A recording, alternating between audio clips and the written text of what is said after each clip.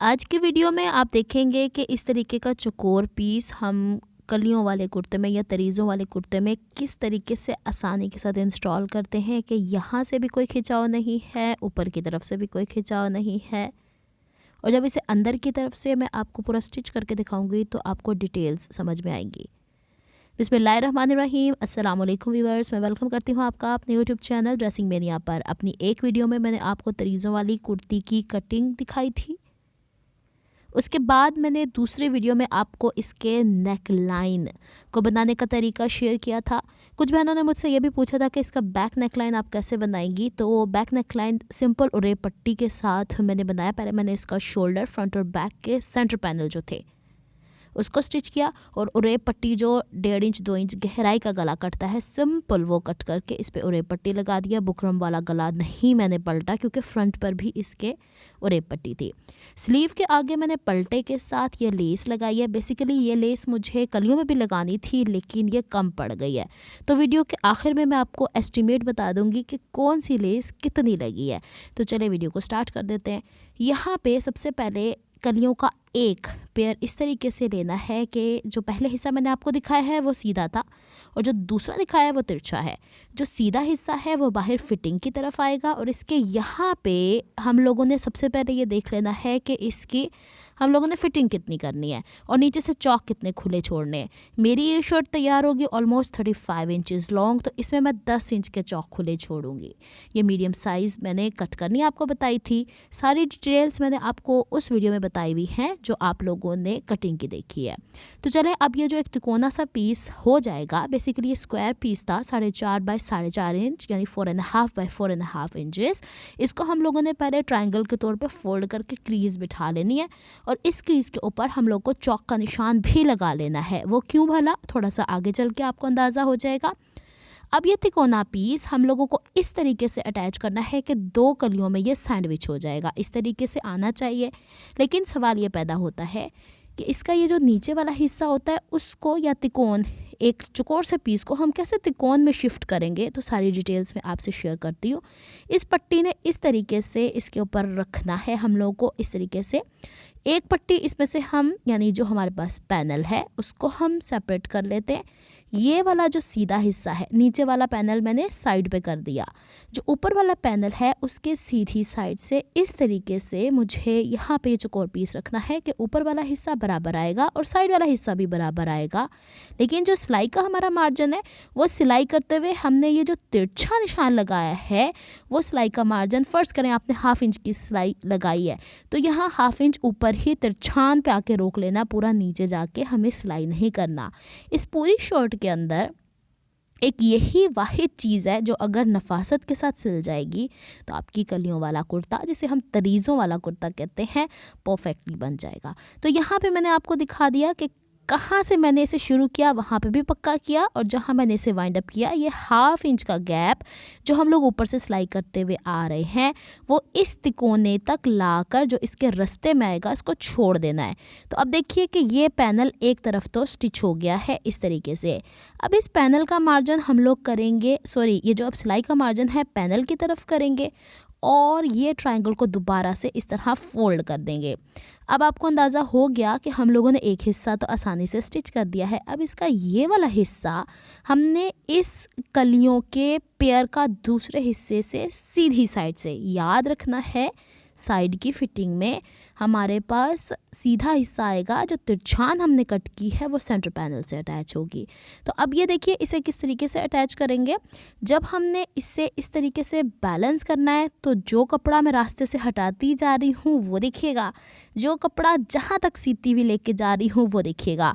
अब जब ये वाला हिस्सा स्टिच हो रहा है तो हम लोगों ने वहीं ट्रायंगल तक ला के जहाँ तक पहले सिलाई आपको नज़र आ रही है वहीं पे नीडल रोकनी है।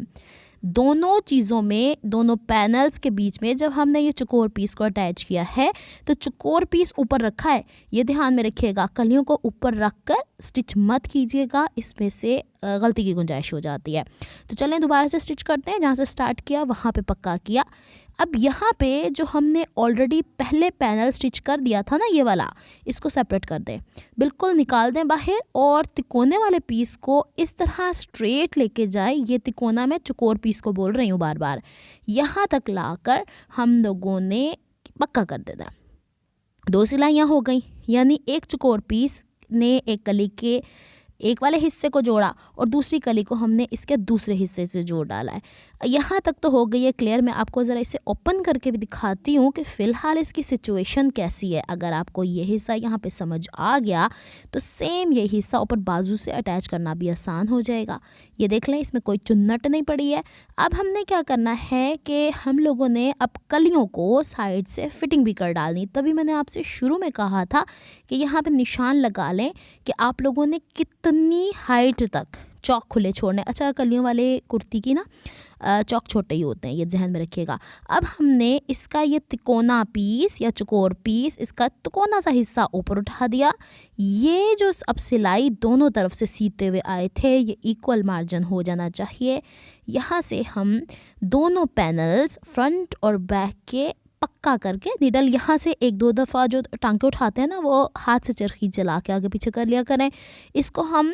अच्छा, एक चीज़ और मैं वाज़े कर दूं कि यहाँ पे जो सिलाई का मार्जिन है ना हमारे पास कलियों वाला, उसमें हमने आम शर्ट की तरह 1.5 इंच नहीं रखना होता, 1/2 इंच से 1.25 इंच। अगर आपने पलटा चौकों पे लगाना है तो 1/2 इंच ठीक है, अदरवाइज़ 1.25 इंच बिल्कुल ठीक रहता है, क्योंकि इसके चौक बिल्कुल पतले मुड़ते हैं। ये देख लें, मैंने आपके सामने इसे ओपन करके दिखा दिया है। अब समझ में आई है आपको कि यहाँ पे ये तिकोना कैसे हम परफेक्टली बना लेते हैं।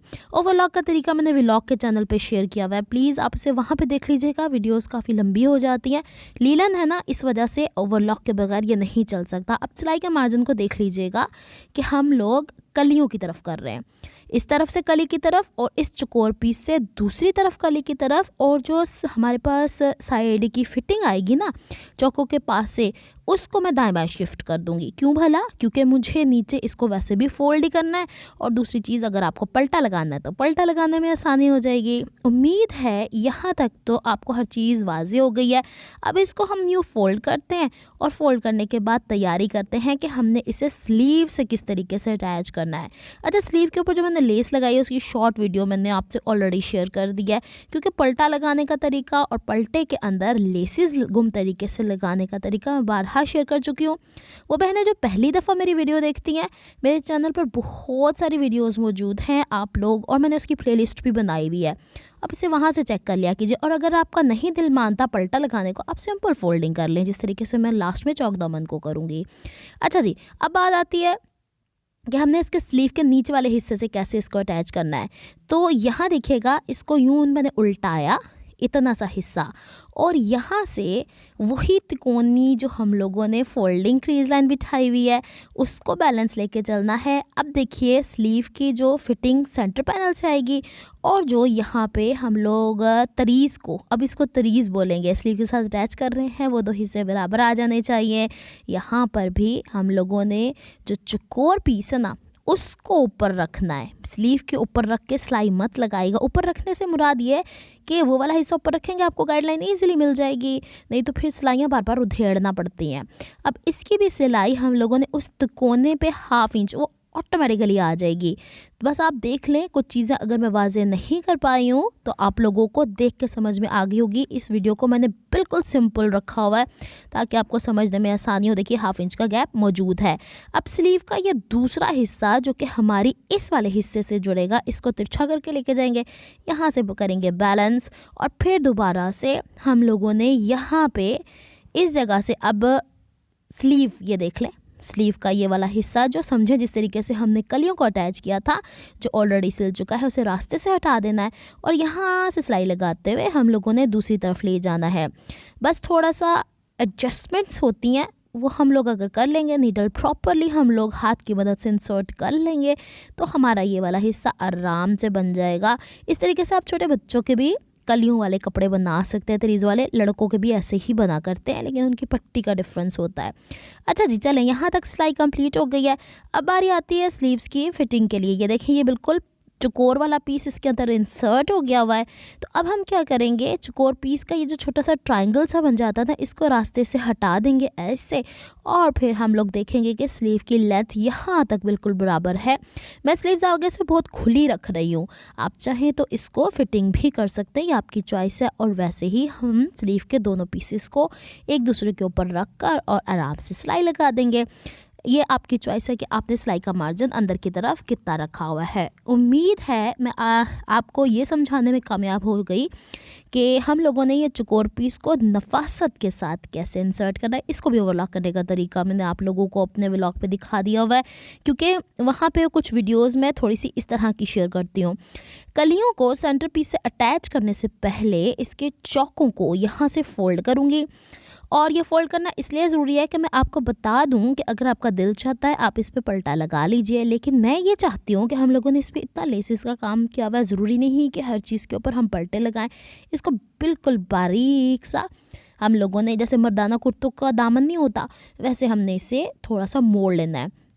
अच्छा, अब कलियों पर सीधी तरफ लेस का इस तरह मैंने इस्तेमाल किया हुआ है। मैंने आपसे शुरू में बताया था लेस मैं दूसरी इस्तेमाल करना चाह रही थी, ये वाली, लेकिन कम पड़ गई तो मैंने उधेड़ के दोबारा से दूसरी जल्दी से लगा ली।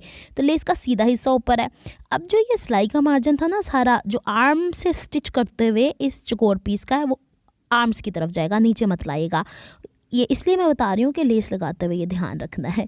अब इसका ये जो सेंटर है, इसको हम लोगों ने जो सेंटर पैनल फ्रंट और बैक के हमने शोल्डर ज्वाइन किया हुआ है उससे मैच कर देंगे, और हम लोगों ने लेस लगाते हुए जो ऑलरेडी हमारे पास सिलाई का मार्जिन है उसके ऊपर सिलाई करते जाना है। लीलन का फैब्रिक है इसलिए मैंने इसे ओवरलॉक भी कर दिया है। सेंटर से सेंटर मेंटेनेंस का हम लोगों ने बहुत ख्याल रखना है।